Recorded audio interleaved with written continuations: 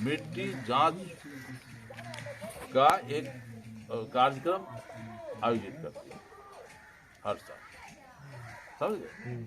मिट्टी जांच का, उसमें आप लोगों से मिट्टी मांगा जाता है।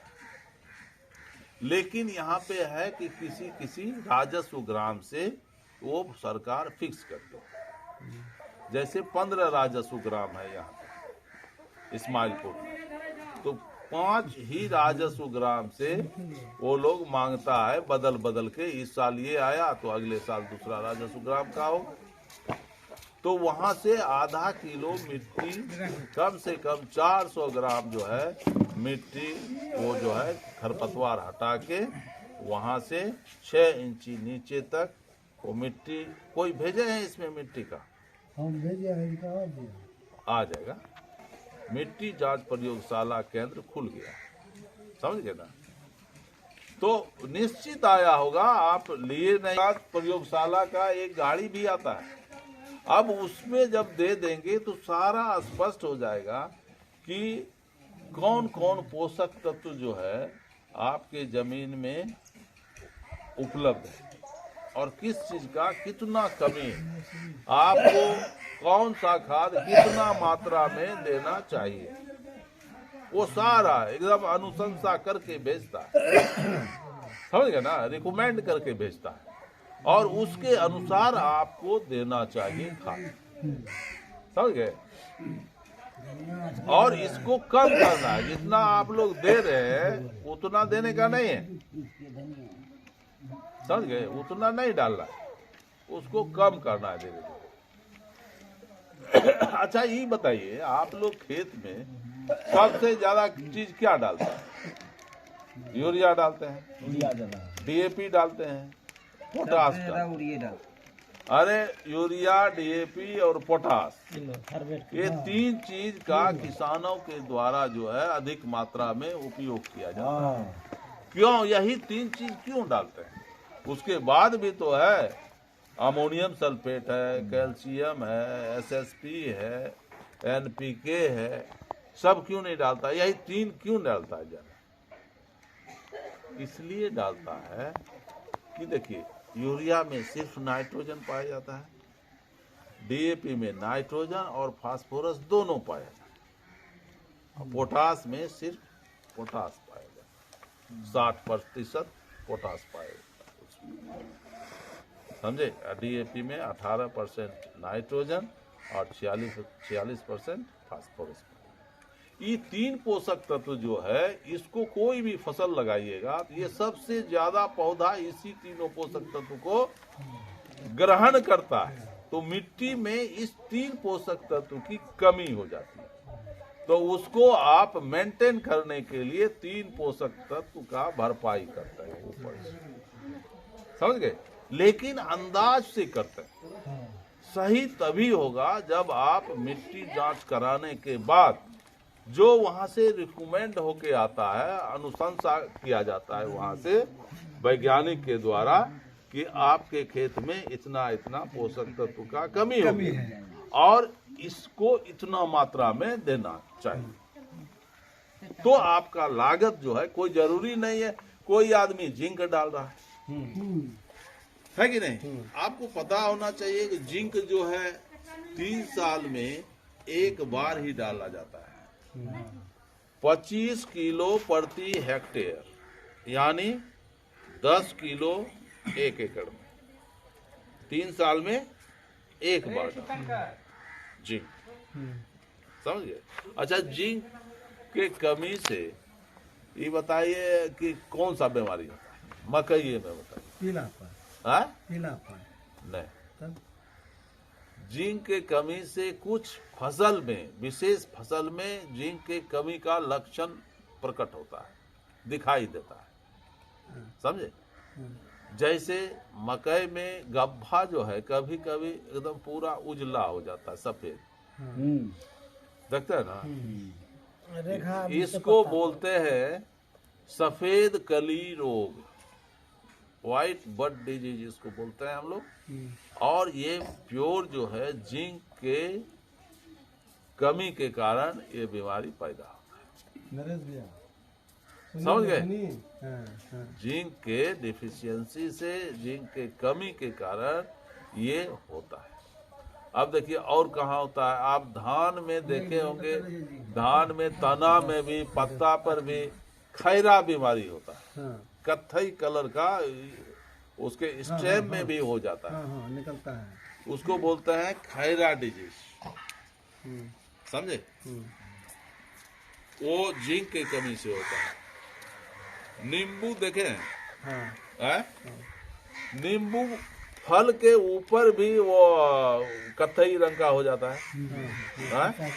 उसका नाम है साइट्रस कैंकर, जो कि जिंक डिफिशियंसी के कारण होता है। कुछ विशेष फसल में ये अपना लक्षण प्रकट करता है, समझ गए ना? लेकिन आमतौर पे मान के चलिए कि हमारे बिहार की मिट्टी में अभी जिंक और बोरोन, दो पोषक तत्वों का कमी हो गया, समझे ना? दो पोषक तत्वों का कमी हो गया। अब जैसे फूलगोभी आप लगाते हैं, फूलगोभी में जनरली आप देखे होंगे कि तना जो है, तना में छेद रहता है ना? वो एक बीमारी है। तना गठीला नहीं हुआ, तना चमकदार नहीं होता है। तना के ऊपर में कभी कभी फूलगोभी में ऊपर में एक लंबा जैसा वो निकल जाता है, हाँ, निकलता है। हाँ, उसको व्हिप टेल बीमारी बोलते हैं। और ये सब बोरोन की कमी के कारण होता है, समझे? तो बोरेक्स नाम से बाजार में ये मिलता है। इसका डोज और भी वही है, 10 किलो, समझे? और हमेशा नहीं देना है। देखिए हमारे फसल के लिए, जैसे आपके शरीर के लिए, हमारे शरीर के लिए 13 विटामिन और 11 मिनरल्स की आवश्यकता होती है एक आदमी के लिए। पौधा के लिए 16 पोषक तत्व की आवश्यकता होती है, 16। कुछ पोषक तत्व देने की आवश्यकता हमको नहीं होती है, वो वायुमंडल में और जमीन में पर्याप्त मात्रा में है, उसकी कमी नहीं होती है। जो है कार्बन, हाइड्रोजन और ऑक्सीजन, ये 3 चीज पर्याप्त मात्रा में हमको नहीं देना पड़ता। उसके बाद प्राइमरी एलिमेंट्स होता है जिसको पौधे को सबसे ज्यादा जरूरी होता है, वो है NPK, नाइट्रोजन, फास्फोरस और पोटास। सबसे ज्यादा फसल में इसी तीनों तत्व की आवश्यकता होती है, और हम लोग देते भी है सबसे ज्यादा यही, यूरिया के रूप में, DAP के रूप में और पोटास के रूप में, समझ गए? ये हो गया NPK प्राइमरी, 3 गो हो गया। अब सेकेंडरी कैल्शियम, मैग्नीशियम और सल्फर, ये 3 चीज जो है इसको बोलते हैं प्राइमरी के बाद उससे थोड़ा कम इसकी आवश्यकता पड़ती है, समझे ना? उससे थोड़ा कम पौधों को इसकी आवश्यकता होती है। और जितना तेलहन वाला फसल है, तिलहन वाला जिसमें तेल है, उसमें सल्फर जो है बहुत अनिवार्य रूप से हम लोगों को इस्तेमाल करना चाहिए। सल्फर का काम क्या है? वो दाना को बड़ा करता है, साइज बढ़ा देता है और तेल की मात्रा को बढ़ा देता है। सल्फर जिस तिलहन की फसल में आप सरसों लगाए उसमें अगर सल्फर दीजिएगा तो आपका दाना बड़ा होगा और तेल की मात्रा बढ़ जाएगी, तेल ज्यादा। किस समय देना है सल्फर? बुआई के बाद? उसको जो है वो सॉइल एप्लीकेशन में, मिट्टी में जुताई के अंतिम जुताई जब करते हैं तो उस टाइम में हमको दे देना, समझे ना? बीघा में 5 किलो। बीघा में, एकड़ में पूछ लो सर। हाँ वही एकड़ में 5 किलो है। बीघा छोड़िए ना, हम लोगों का देखिए बीघा जगह जगह पे जो है वो बदलते रहता है। उस पार में चले जाइए 1 एकड़ में 2 बीघा होता है, 1 एकड़ में 2 बीघा इस 85 डिसमिल का बीघा, समझ गए। यहाँ से 9.5 हाँ, अब उधर हमारे कहीं कहीं 87 भी है कि नहीं। और 7 गो सूक्ष्म पोषक तत्व होता है जिसकी पौधे को बहुत कम मात्रा में आवश्यकता होती है। जैसे हम लोगों को खाना में नमक का आवश्यकता होता है, बहुत सिर्फ टेस्ट के लिए नमक का इस्तेमाल करते हैं ना, उसी तरह सूक्ष्म पोषक तत्व जो है 7 गो है, समझ गए। तो इसका कभी कभी इसीलिए इसको हर साल नहीं दिया जाता है, समझ गए। वो जिंक है, बोरॉन है, कॉपर है, फेरस है, मैग्नीज है, मॉलिब्डेनम है, क्लोरीन है, ये 7 पोषक तत्व है, सूक्ष्म पोषक तत्व, समझ गए। तो इन लोगों को हमको देना चाहिए एकदम, मतलब कभी कभी जैसे बोरॉन के कमी से बताए गोभी में, तो इस सब का कहीं कहीं जहां दिखाई पड़े वहां उसका स्प्रे भी कर सकते हैं हम लोग। अगर जमीन में नहीं दिए हैं तो हम स्प्रे भी कर सकते हैं, वो और फैलेगा नहीं, ब्रेक हो जाएगा, समझ गए। तो ये, और उसके बाद देखिए चना में आप देखे होंगे कि एक हरी सुंडी होता है, हाँ, हरी सुंडी ऐसे ऐसे करके वो चलता है ना। अब पहले तो यांत्रिक विधि से हम कीड़ा का नियंत्रण किए, अब उससे अगर हमको और राहत नहीं मिला जाए तो हम जैविक विधि का सहारा लेंगे, समझ गए, जैविक विधि।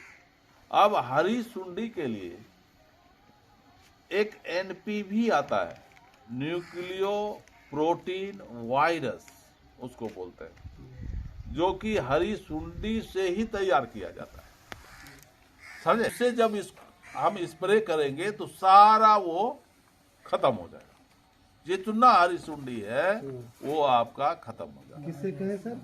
NPV, ये चना के हरी सुंडी का ही स्पेशल दवा है। ये पूरे जितना कीड़ा है ना उसमें भी वायरस फैला देता है और वो मर जाता है। वायरस, हाँ, NPV चलो ये ऑर्गेनिक है, जैविक है।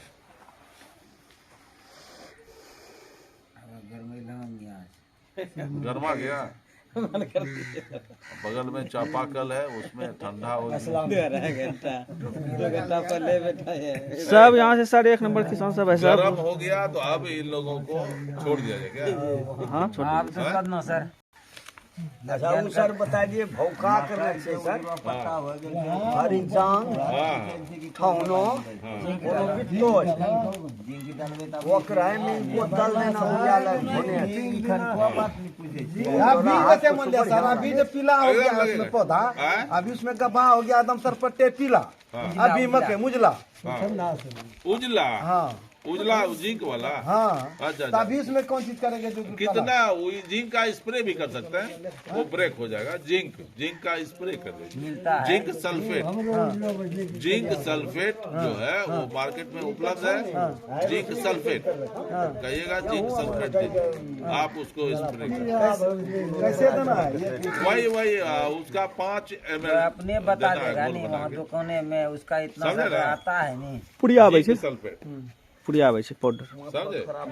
देखिए डोज कम और ज्यादा होता है, वो आपका कौन कितना चीज? बड़ा फसल और रोग कितना ज्यादा फैला उसके ऊपर। चलो वायरस NPV है, यहाँ लिखे हैं सर, हाँ लिखा जी, हाँ NPV यहाँ हो सकता है लिक्विड यहाँ नहीं मिलेगा, भागलपुर में मिलेगा। और मिर्चाई के लिए मिर्चाई का खेती किया है। देखिए मिर्चाई में क्या होता है, 2 बीमारी ज्यादा होता है, एक जिसको कुकड़ी बोलते हैं, हाँ बोलते हैं ना, हाँ पत्ता सब जो कुकड़िया कर्लिंग, जल कैसे सर गब्बा जे निकले से उजले निकले। अरे तो वही तो हम बता रहे थे, हम तो देखे नहीं थे लेकिन हम बता रहे हैं। Zinc sulphate, zinc sulphate, zinc sulphate का पुड़िया में इसका प्लॉट कोना पे है, वहाँ भी इसका शिकायत है, हमको दिखाया है हाँ, कल। तो उसको स्प्रे कीजिए, ब्रेक हो जाएगा, नहीं तो और बढ़ेगा। जो है जिंक सल्फेट से स्प्रे करें कौन तो चीज कहाँ पर मिलेगा? नौगछिया में मिल जाएगा। कानपुर में वो बहुत कम लगता है, जिंक सल्फेट वो बहुत कम लगेगा। एनपीवी ना, एनपीवी बहुत कम लगता है। 1 ml लगेगा आपको 5 लीटर पानी में। एनपीवी उसमें डोज लिखा भी रहता है। समझे? उसका इस्तेमाल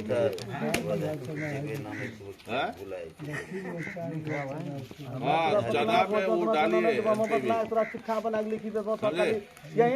एकदम हरी सुंडी एकदम फड़फड़ा के खत्म हो जाएगा एक